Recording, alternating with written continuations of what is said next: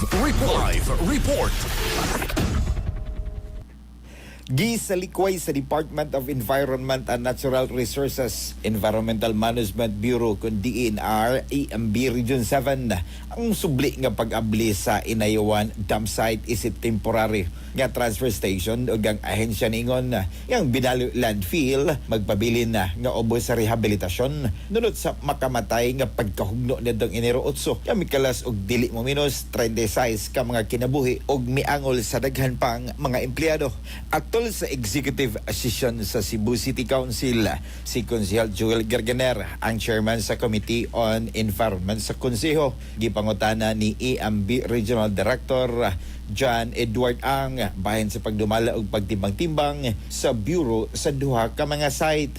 Si Ang ningon nga ang binalo landfill ipaubos gihapon sa stabilization, lakip na ang paggrado sa mga loose materials ug guban pang engineering interventions. Matud pa ni Ang nga sila dili muuyon nga himuong transfer station ang kasamtangang kanhi Inayawan landfill gumikan usab sa writ of kalikasan nga mo'y hingpit nga nagpasirado sa maong landfill.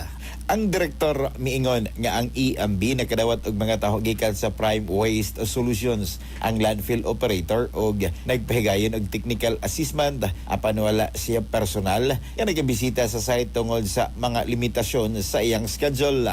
Ang mga personahe sa EMB matod pa niya nga nagpahigayon og ocular inspection sa binaliw ug uban pang posibleng alternatibong mga dapit.